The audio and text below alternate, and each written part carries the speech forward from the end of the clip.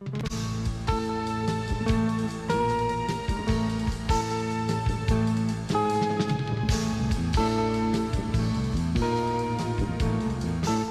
próximo 26 de octubre será la segunda vuelta electoral en Brasil entre Dilma Rousseff y Aécio Neves. Hoy estarían en un virtual empate técnico.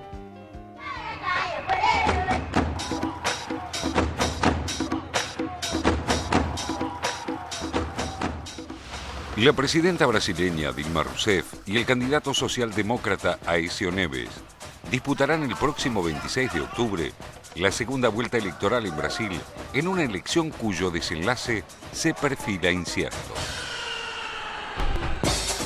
En un claro mensaje de apoyo a las políticas sociales implementadas durante los 12 años de gobierno del Partido de los Trabajadores, la actual mandataria obtuvo el 41,6% de las preferencias del electorado.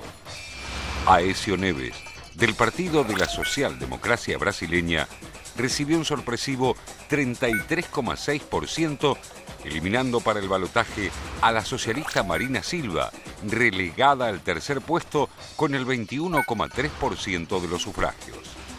Nós dizíamos uma coisa, a luta continua. E eu quero repetir isso aqui, a luta continua.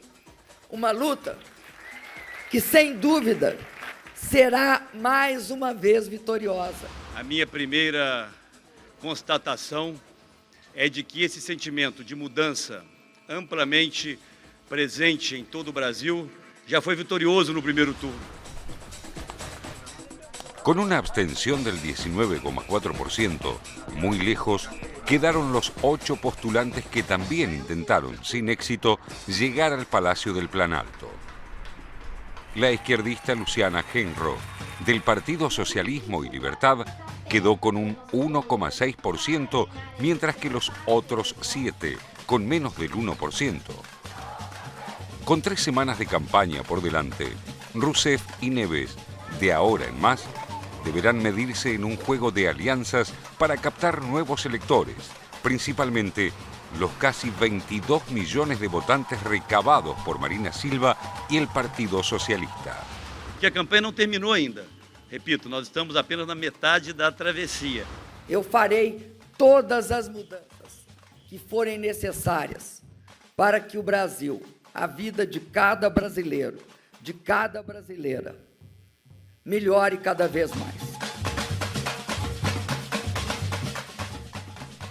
La ex senadora ambientalista, que entró en la campaña en agosto, después de la muerte del candidato socialista Eduardo Campos, se instaló durante algún tiempo en las encuestas en el segundo lugar de intención de voto, pero sus contradicciones en el programa de gobierno y una imagen débil y volátil la llevaron a perder fuerza y a obtener, finalmente, la misma cantidad de electores que en 2010, cuando era candidata del Partido Ecologista.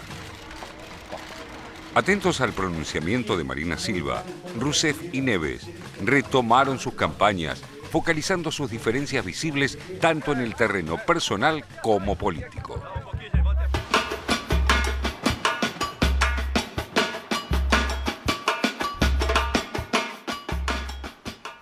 Perteneciente a una familia de clase media-baja, Dilma, de 66 años, formó parte de la resistencia a la dictadura que gobernó Brasil en los años 70, siendo detenida y torturada durante más de 3 años. Luego de ocupar varios cargos durante el gobierno de Luis Ignacio Lula da Silva, fue electa como su sucesora a la presidencia en 2011.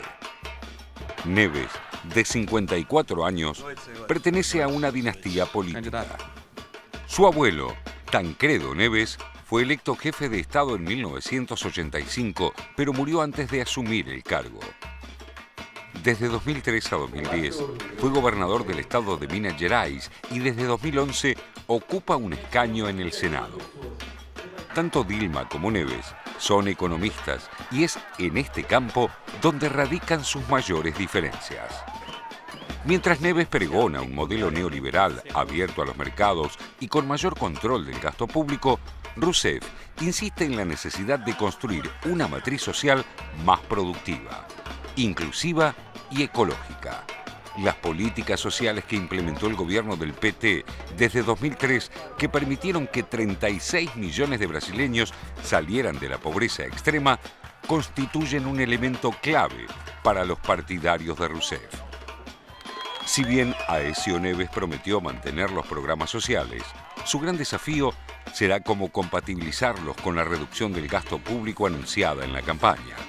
A minha candidatura, a partir desse instante, ela não é mais a candidatura apenas de um partido político ou de uma aliança entre partidos.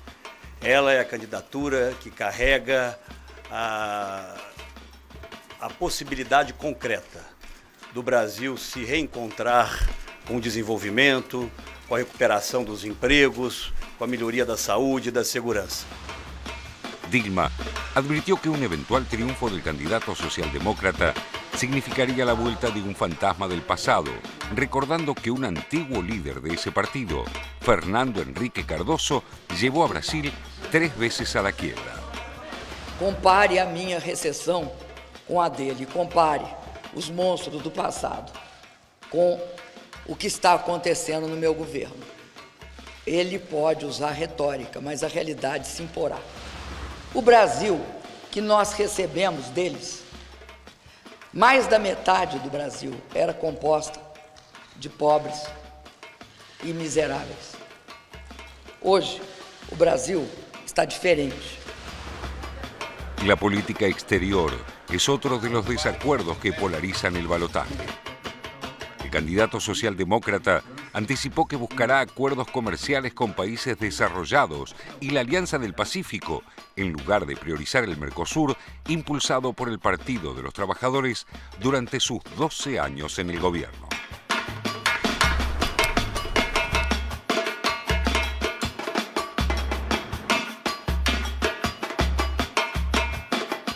Siempre decimos, hay que ser extremadamente cautelosos con las encuestas. Recordemos que gran parte de las encuestadoras decían que había un empate técnico en la primera vuelta entre Aécio Neves y Marina Silva. Estaban en 21, 22% y Aécio Neves le sacó 12 puntos de ventaja. Es algo para tomar en cuenta porque además se equivocaron en varios estados. No podemos desmenuzar ahora lo que pasó en los 27 estados de Brasil, pero se equivocaron las encuestadoras en varios estados. En el informe se señala, por supuesto, un punto clave. ¿A dónde van a ir los 22 millones de votos que consiguió Marina Silva y ahora todas las especulaciones?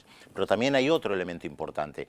Están los votos válidos, por un lado, que son los que hemos contado, pero también hubo mucha gente que no fue a votar o que votó blanco, nulo o cualquier otra cosa. Hay que ver qué pasa con esos votos. Por lo tanto, hay un conjunto de votos para seducir. Y 3 elementos interesantes. En primer lugar, en San Pablo, el gran bastión, Aécio Neves le sacó 8 millones de votos de ventaja al PT.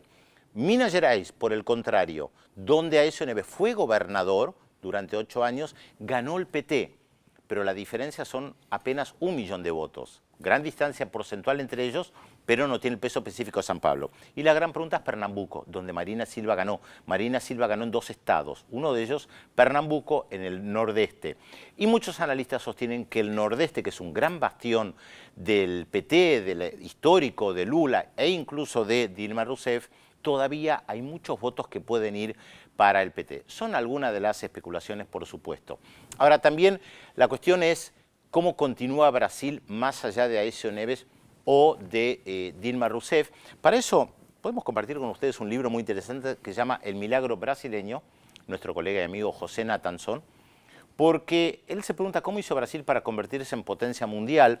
Y aprovechando que está con nosotros Martín Sivak, Martín, vos además estás leyendo el libro, la pregunta sería, Nathanson dice cómo se convirtió en potencia mundial, mi pregunta es cómo afectaría que esté Dilma Rousseff o Aécio Neves en el poder en Brasil al resto de América Latina. Sí.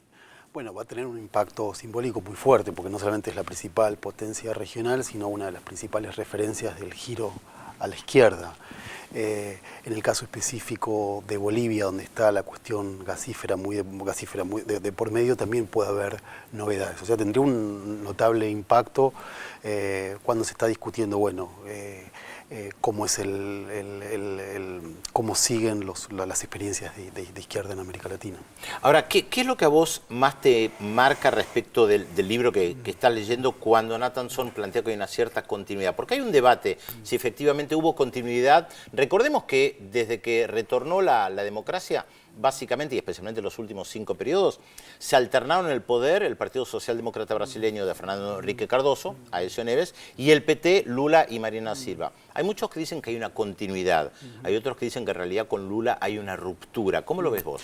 Sí, obviamente en términos de reformas sociales ha habido una ruptura significativa. Lo que plantea Nathanson es que hay que ver Brasil más como un largo proceso donde primero se consigue la estabilidad política, la estabilidad económica y después una agenda social que incorpora el PT. Y es un país de cambios largos. Si uno ve la foto electoral de la anterior elección, va a notar que los guarismos son bastante parecidos. Es decir, los socialdemócratas están en un 32%, Silva más o menos lo mismo y el PT baja 5 puntos. Es decir, que no ha habido una gran diferencia. La novedad es que se ha instalado socialmente la necesidad del cambio o la discusión sobre el cambio, que no estaba presente en esa elección. Parece que esta es la novedad de estas horas o de esta elección presidencial. Ahora, cuando yo te pregunto la influencia sobre los otros países, pienso también, Martín, que para Evo Morales fue muy importante la llegada de Lula al poder en Brasil, o al revés, para Lula, Evo Morales, que llegó después. Sin embargo, cuando uno mira la relación Brasil-Bolivia, no parece tan cercana. Fue una relación muy problemática, sobre todo por la nacionalización de los hidrocarburos. Acordate que el acto fundacional del gobierno de Evo Morales fue el 1 de mayo del 2006, cuando fuerzas del ejército boliviano ocuparon algunas refinerías. Eso fue visto en Brasil como una suerte de violación de la propiedad privada. Entonces Lula tuvo que en algún sentido hacer equilibrio entre esos reclamos internos en Brasil de una reacción más enfática en contra de Morales. Y la relación fue muy tensa por las discusiones con Petrobras. Y en los últimos años, con Dilma Rousseff se han enfriado. También había una empatía personal, digamos, obvia. Son los dos dirigentes sindicales, los primeros dirigentes sindicales en llegar a la presidencia de sus respectivos países, y ahora hay una situación de enfriamiento.